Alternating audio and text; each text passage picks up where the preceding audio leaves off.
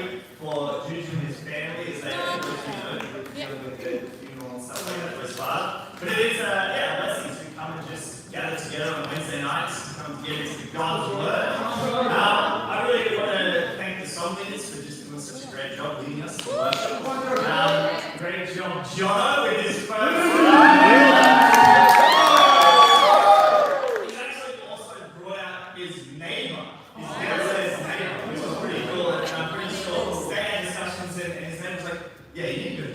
And so it's part of the reason why John was here today. But yeah, we're going to get into the lesson tonight. I sent out the notes. Just notice the first ones you left to right if you haven't got them. The title of the lesson is Make Them Come In. And I've preached on this, I've talked about this parable before. And so we're kind of going to get into the theme of the parable tonight. It's Luke 14, if you want to turn that, or you have the notes. Luke 14:15, the parable of the banquets and the servants. And preaching about banquets, it got me thinking about just how awesome banquets are, the experience of them. The great food, the awesome people you get to hang out with, they're pretty entertaining. I remember last year's banquet, if you weren't there for some of the young Christians or people come along tonight, they're just a lot of fun. We used this venue and we stuck a lot of posters along the wall of just photos of different disciples. And it said, the best looking brother or the worst looking brother or the most spiritual. Terry was nominated for pretty much everyone. But it was, the clumsiest or, the bachelor or just different awards. I can't even remember them all. But it's a lot of fun to just gather together and hang out and spend a lot of time. They'll have even performances, and some people are very talented. And some people are not, and we get to find them all out on the banquet, which is really cool. But yeah, so it's great fun, a time to celebrate. Actually, this weekend I was up in Queensland. I was with my family. My brother just got married, which is really cool. And it's funny because, here's someone 5 years ago, even, 10 years ago, would have gone, nah, never get married, not for me. And, here he is, blubbering in his wedding and just breaking down. Most people just wow.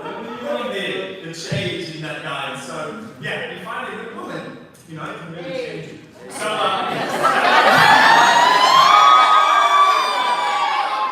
also, yes, last week, sort of, if you didn't know, Beth and I did start dating.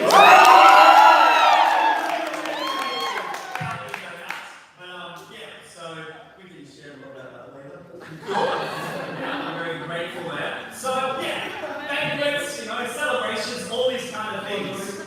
And here we have Jesus preaching about a parable of a banquet, and he kind of gives us another perspective. Because we think of the banquet and we're like, oh shit, that was awesome. There's one that Joe's organising this whole Lord of the Rings. Maybe I'm not an elf fan, but it's still going to be awesome. We view banquets as this very exciting time. And so I'm going to look at what's God's perspective on a banquet. How does he view it? Which his banquet is his kingdom. And so what is his perspective? And how should his servants and his invitees, his guests, his visitors, what they should do about it? So the scripture we're going to go off tonight is Luke 14, verse 15 to 24. It says here, when one of those at the table with him heard this, he said to Jesus, "Blessed is the one who will eat at a feast in the kingdom of God." Jesus replied, "A certain man was preparing a great banquet and invited many guests. At the time of the banquet, he sent his servants to tell those who had been invited, 'Come, for everything is now ready.' But they all alike began to make excuses. The first said, 'I've just bought a field. I must go and see it. Please excuse me.' Another said, 'I've just bought 5 yoke of oxen and I'm on my way to try them out. Please excuse me.' Still another said, 'I just got married, so I can't come.' The servants came back and reported this to his master. Then the owner of the house became angry and ordered his servants, 'Go out quickly into the streets and alleys of the town, bringing the poor, the crippled, the blind, and the lame.' 'Sir,' the servant said, 'what you have ordered has been done, but there is still room.' Then the master told his servants, 'Go out to the roads and the country lanes and compel them to come in, so that my house will be full. I tell you, not one of those who are invited will get a taste of my banquet.'" So the title of my lesson tonight is Make Them Come In. And point number one we're going to look at is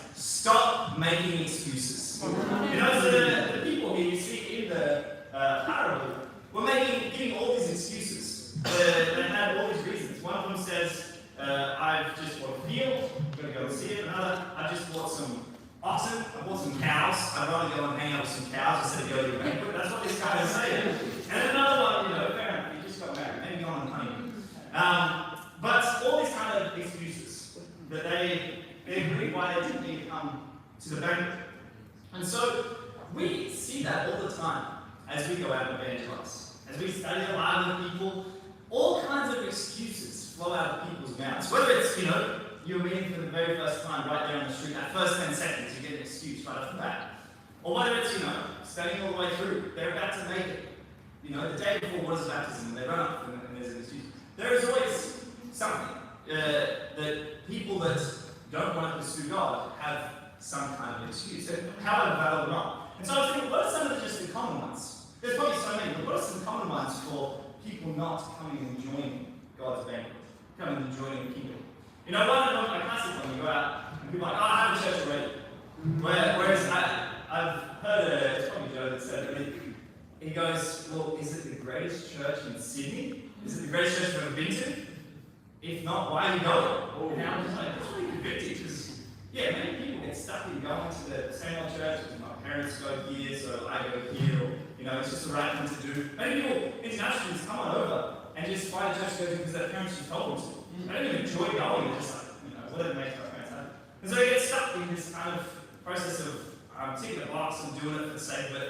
And so, they don't want to come out and actually pursue what does it mean to have a real relationship with God. One can often be, what will my friends or my family say? More about being persecuted, more about losing my friends. But as you just look into Jesus' life, he lost his family, he's lost his friends, he lost all that. But it gained so much more once he really held on to the scriptures. Or a common one is, I'm not that bad of a person. Do I really need God? If my ticks add up to a bit more than my crosses, the good things I do a little bit more than the bad things, then am I really going to help? And again, maybe into the scriptures. But common one for definitely us young men. We like to, live and party and do stupid things. And so often, when I study with people that are the age when I studied the Bible, 18, 19, 20, it's, well, if I become a Christian, but what am I missing out on? There's so much life I still want to live. Christianity is so restrictive. What about having all this fun? What about if I do it in my late 20s, in my 30s, when I'm married? I'll get down to later on.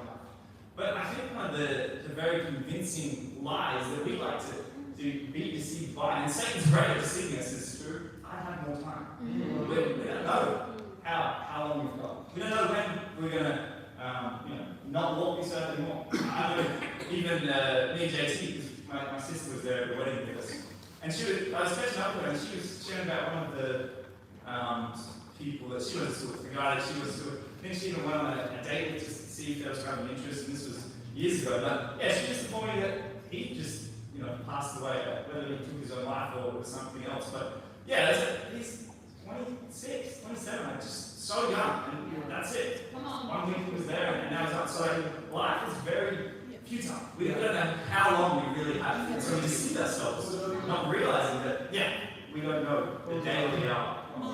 Or I think a common one is following God is hard.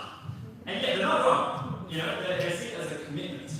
But anything worth doing in life, you've got to be committed to. If you want a great marriage, you've got to be committed to that woman. If you want to stick through and get promoted, you've got to stick out and push hard in your job. If you want a great family, you've got to actually be committed to said family that you have created. And so anything worth doing in life is worth committing to.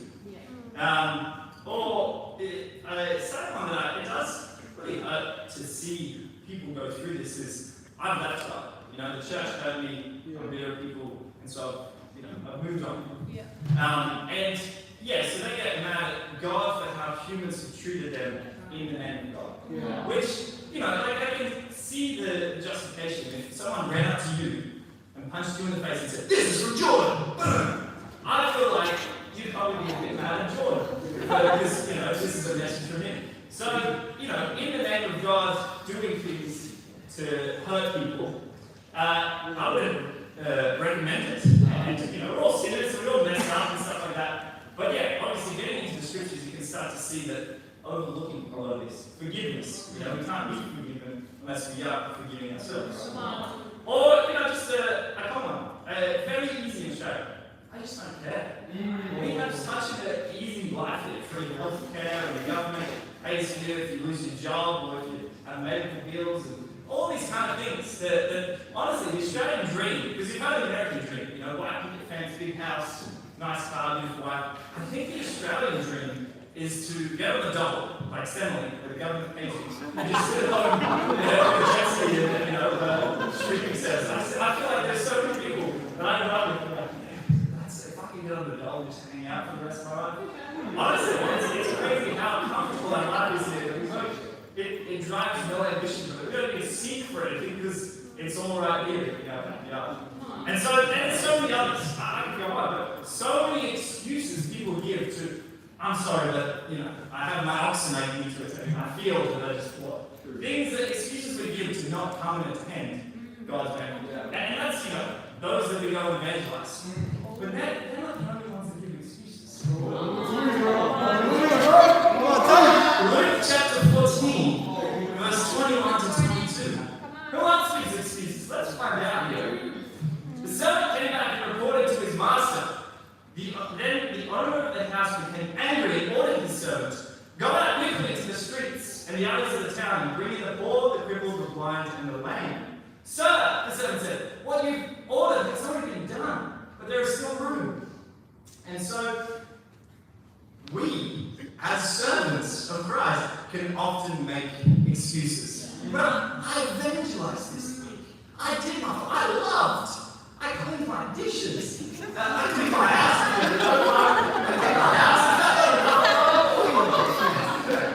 And we have all these kind of excuses as to why we're not living radically, why we're not righteous, why we're not fruitful. All these things. Well, I'm too busy. I don't have enough time. But I don't like hearing it when Joe preaches it, but it's true. It's like you are the least busy you'll ever be in your life right now. Your life will only get busier from this point onwards. And I hate hearing that because I feel busy. And I'm not. But it's true. For us that are in uni, we'll eventually get married and you're going to spend time with your wife and do everything else. And then you have kids, and then it's wife and kids and everything. I'm guessing, if you correct me if I'm wrong, but that probably sounds about right. And life will just get busier and busier. And then as you raise up and grow in your faith, you have more responsibilities and more people to disciple, and it goes on. But you are the least busy you'll ever be. And the point remains that if anything is worth doing to you, you'll make time for it. That if your mum called up and said, "Hey, emergency flight to Sydney tonight, come pick me up." It's going to be fine. You would be there. It's your mum.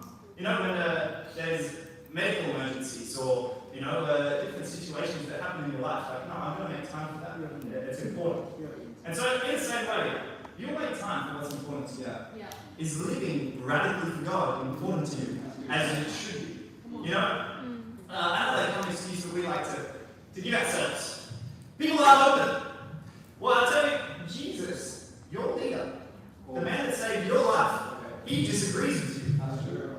John chapter 4, verse 34 to 35 says, "My food," said Jesus, "is to do the will of him who sent me and finish his work." Don't you have to say it? It's still 4 months to harvest. I tell you, open your eyes and look at the fields. They are ripe for harvest. Honestly, the harvest is plentiful. And you have to walk around telling yourself that Satan's going to want to try and say, "Oh no, not that guy." You ever walk around, you're going to evangelize someone, and then your foot's weird, you're going to misstep, and so you can't evangelize it. And then, the next guy, this guy, I'm going to evangelize it. And then you have still a bit of food in your face, or you have your hands in the pocket weird, and you're like, "No, no, no." And you just weed yourself out from just loving people, from just evangelizing.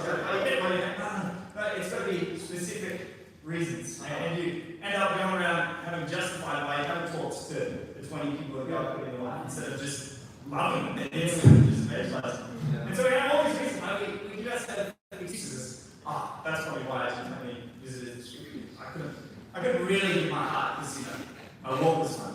But even if John can get up here with a cane and preach the word of God, then we can all go out and read the gospel.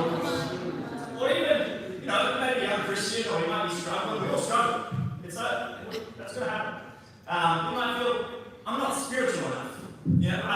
I'm not as spiritual as the leaders. I'm not as spiritual as my roommate. I can't do what they do.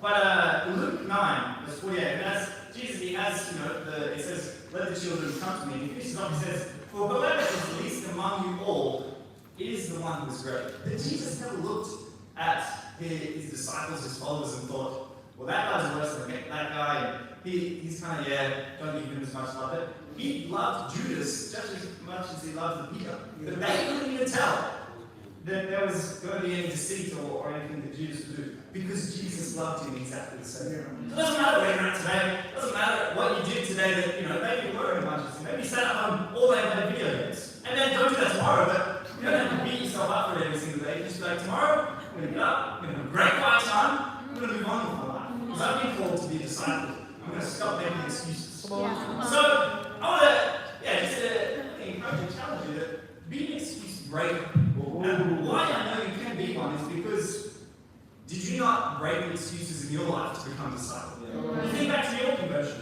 There was something, whether it was your family was going to cut you off, being an international student. A lot of you, your family probably threatened to if you do this, we're not going to support you anymore. People go through various different situations. I don't know actually how many of you do it to survive on an international student's budget and schedule and all the challenges of learning a degree in the second language, and then also and now I'm going to follow God and be my whole heart. That's impressive. Yeah. So you already have come over so many different challenges that, why not break the next excuse in your life?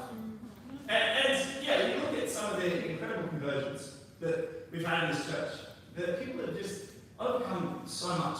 I always think back to Priscilla, when she was converted. The challenges she faced when she was converted. Every week the girls would bring their clothes to be like, is this the week we're going to baptize her? And then something crazy would happen. She, had a funeral for a family member. She was in a car crash one time. I think that was before baptism, after baptism. All these situations kept happening week after week.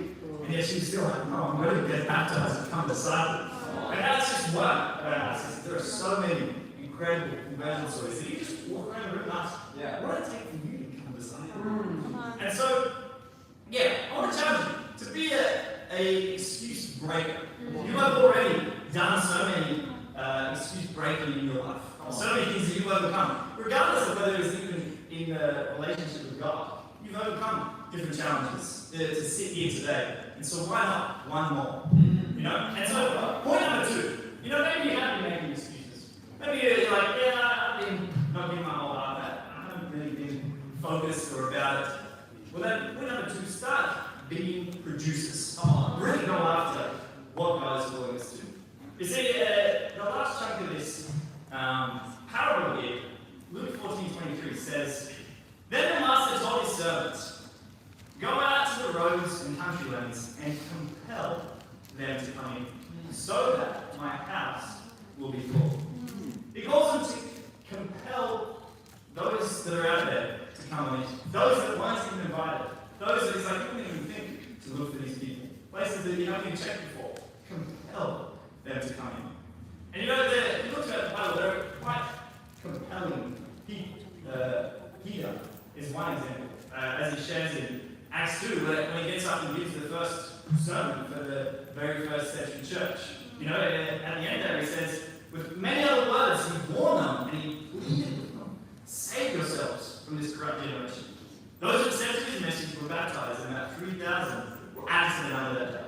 You see, Peter's inspirational preaching, his inspirational life, his convictions, even his mess up, even his betrayal against Jesus, that story compels people to come forward. It's like, wow, if I can mess up just as bad as Peter and still come and follow Jesus, that guy was his best friend.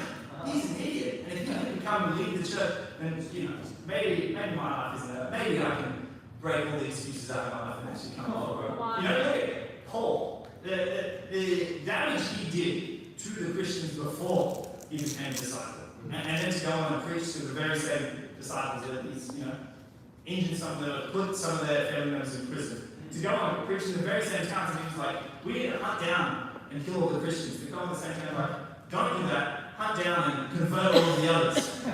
So to go and do that, that is a man that doesn't look to excuses, but looks to go and produce. And so, their lives, their message, their attitudes, their hearts just compelled others to come and follow them. The question is, does yours? You know, I might talk about cleaning up his household, but it's what's going on in your heart. Do you clean up your heart? And deal with all the things that's going on in your heart and figure out, you know, if a leader or an evangelist came in and just had a look around in your heart to figure out what's going on, what would they find in there? And that's really, you know, our job is just to spur one another on, to help each other out. But sometimes we need someone else to get in and just be like, right, this is right. I just need to sit down and confess, I just need to get over it. Sometimes you just need to dig into your own heart yourself and have a great heart. But just pour it all that prayer. Something to really just move your heart. And sometimes they're the most moving things. It's just these, you know, spur of the moment. All right, that's it. I'm just going to go out and sing hymns for 4 hours until 2 a.m. You know, sometimes it might be whatever it is that it takes. Grab a brother with you. I remember one time me, Mara, and Paul went on a, you know, we'll get probably rebuked again for not leading around. So we went on an all-night prayer from, where did we go from? Central, from somewhere here, all the way to Bondi or Ruby or something like that. And we got all the way there and we're singing and we're praying, it was great. And then, you know, as we're sitting there, Paul, or I don't think it was Paul, I think it was Mara, dropped Paul's phone and just shattered it. Was it your phone? Yeah, we broke the phone and this iPhone and stuff, not cheap. But honestly, I didn't even care. Well, I did, it was my phone, right?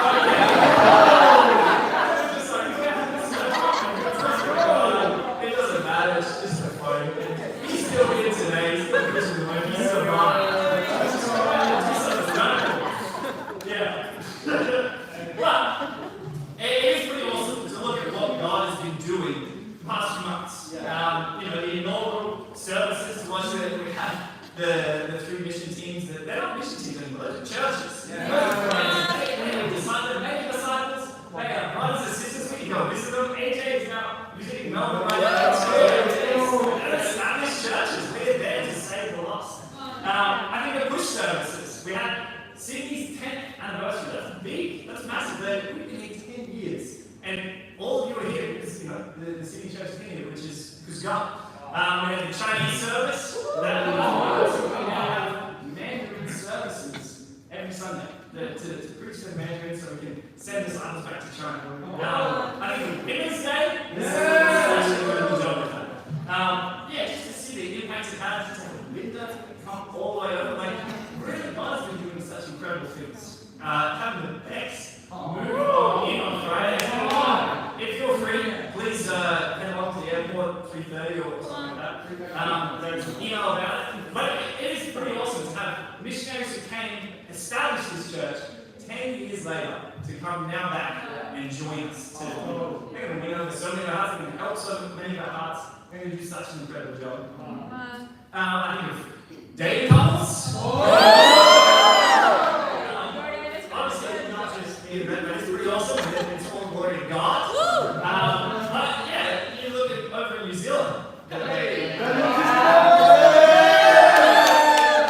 are many more to come. Some of you who are sitting here. So God has really done such incredible things. But I think to look at those that let distract us is not what He's calling us to. You know, you have to ask, how much effort does it actually take to compel someone to come into the kingdom, to come to the banquet? It's more than you want to give. It's more than you want to put in. It's often more than you even expected. You're like, God, I get this, you know, seek and save the lost, and, you know, discipleship and deny yourself, amen. But it's actually so much more than we thought. We're like, I get deny yourself. No, you don't until you become a disciple. And then you come and say, oh, that's what it means to deny yourself. And I'm not even there. And so we look at some examples of just the people that have come into the kingdom, what it really took, the kind of compelling it took to bring them in. You know, you think of Obed was a random text Joe sent, he didn't even know whose number it was yet. And for 1.5 years, coming along, listening to the sermons on and off, spoken by a few people, tried to grab him and study with him multiple times. He even led a Bible discussion once as a non-Christian. And 18 months later, he became a disciple. He is now one of our shepherds. That's what I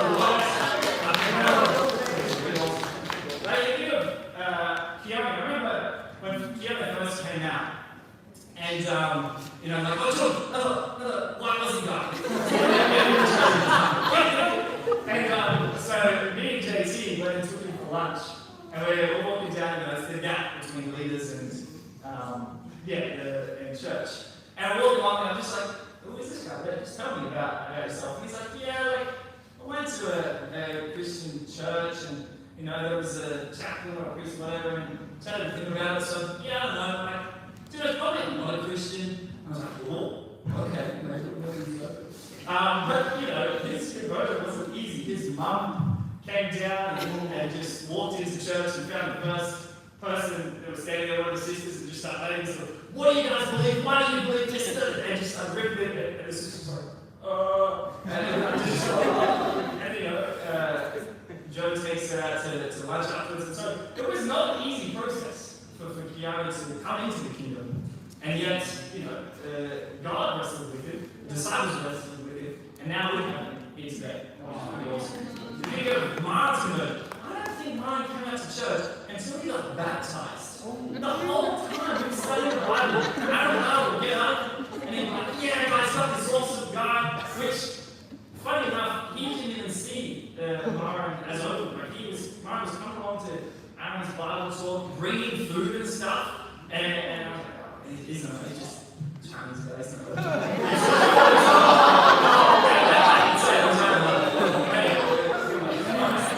He comes along and Joe sees him bringing food and giving and all the stuff. This guy's open. And so, for like 2 months, Aaron's studying with him and this way, come out. Nah. Come on this way. Nah, I'm good. And it wouldn't come out until the day was ready to be baptized. He came right out and became a disciple. Okay? But even, throughout COVID, we wanted to all meet together. That we had to get vaccines and stuff with me. Mine was like, I'm good. I don't want to get a vaccine. It was a bad conviction. So it was a wrestle to get Mara into the kingdom. But it took a lot of compelling, a lot of having the right conversations, a lot of love to really pull Mara in. And it's so great, Jesse Cross. He's an incredible shepherd, incredible husband, incredible leader, incredible man of God. But I just hear stories of what he was like years ago, and he's an interesting man, to say the least. I believe his knuckles are not real, they're metal plated because of the beef he used to get into with some hooligans down the beaches back in the day. And so, to say there was some wrestling involved getting into the kingdom is an understatement. Sitting in the back and grumpy and no one talk to everyone, and cutting off beat just to annoy everyone else. And he sits here and just leads us powerfully. So it takes so much more than I think we can expect. Because anyone would have looked at Jesse, this grumpy young guy who's just had a challenging life, like, next. He's not a leader, don't worry about him. But it takes, looking into people, spending time with people, sitting down and asking what they're going through. And even him coming into the kingdom and having best friends leave and take other people out. It's not easy to go through the life of this life, but it's worth it. And so there's something, it's been a real privilege to, I didn't just watch the Stacey brothers, the Sons of Thunder, coming to the kingdom, but Jeremy and I met almost a year ago now, and it was like, I just met this random atheist guy who I realized I must have said to him, if I could scientifically prove that there is a God, would you follow him? He's like, I don't think you can, but sure, let's try. And then after he got baptized, I was like, so did I do it? He's like, absolutely you did it. But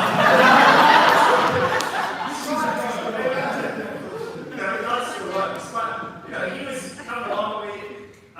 was coming along to Fridays, and I was like, I need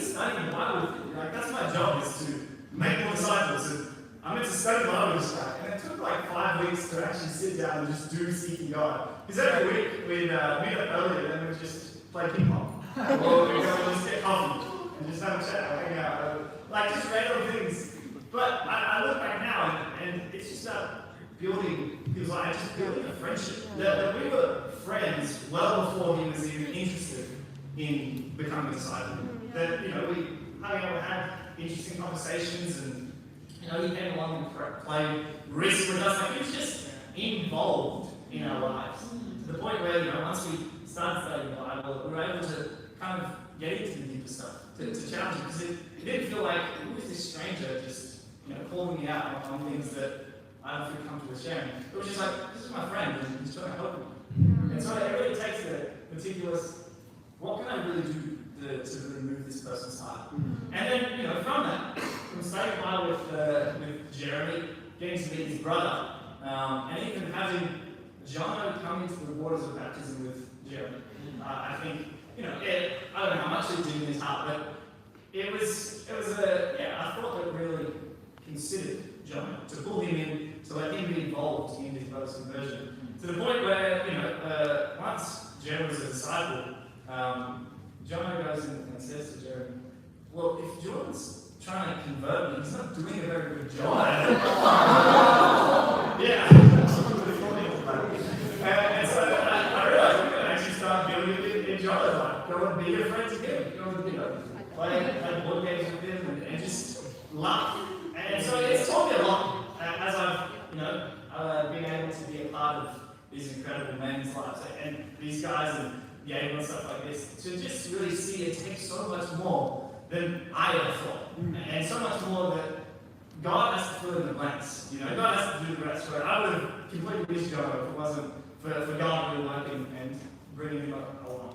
But and so really, Jesus is calling us to go and compel people. And that means so much more than just, all right, seeking God on Monday. Word of God Wednesday. All right, bring the church. Okay, take this one. All right, did I pray with you? Yes. It's being involved, it's becoming their friend. Planning movie dates with them, going out and racing go-karts, or hanging out, going out to their parents' house and meeting their family. Just all these kind of things that really wins over people's hearts. This is a friend to me. This is someone I want to build my life with. This is someone I want to follow. Not just, this is the Bible guy. Tells me about Jesus and stuff, but about other friends. It should be all in one. It is still a miracle and a blessing that we have Gabriel in the community today. Because he came along to church like 2.5, maybe almost 3 years ago, because he was confused by Daniel inviting him along to something, and last minute Daniel was like, oh, I don't go to church. What? And then on the church. So I don't recommend treating people into coming to church. But God works in all situations. And so, for 2 years, Gabe came along, studied the Bible. On the night before, the first time he was ready to make some waters, he was like, I can't do it. Persecution from his dad, who's from a Muslim background. And it was just these different challenges. And then a few months later, started coming out again, and conversations here, and hangouts here and stuff like that. And so it's to the point where it was kind of like the Bible talk. He was bringing all the drinks for us. He was very generous, and every time he felt like he's like, I feel a little bit guilty about something I've done. He'd come along to church, give some benevolence, and but if we came up at any point, stop loving him, stop pouring our hearts into him, we wouldn't have a day here today. They're just serves and ushers, and he's just an incredibly soft part of God. And that's so many of us, that if it wasn't this extra thing, if we'd gone the extra mile, we'd love him a little bit more, we wouldn't be here today. And so, Jesus goes out and calls us to compel us. It's so much more than just studying the Bible with you.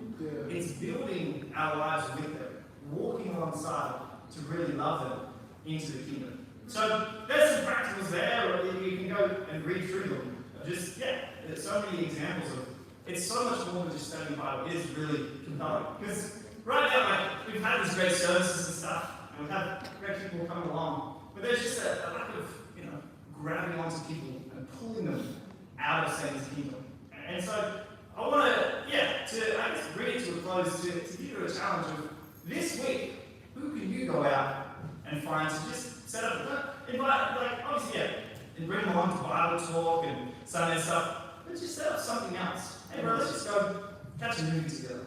Let's go down for just a hang out on the beach. Let's go play some ball. Like, what can you do with someone this week to really just love them, to just be their friend? Because, there's a massive need, as we see throughout the world, to really pull people out of Satan's kingdom. But it takes going that extra mile. Yeah, you may have evangelized and met people, message them, but what are you going to do this week to build a friendship with them, to love them? So in conclusion, title of the lesson is Make Them Come In. Point number one, stop making excuses. We all have them, but we don't need them. Point number two, start being producers. So go out this week, find someone that you can just love, be a friend, and compel them with your life. And to God be all the glory.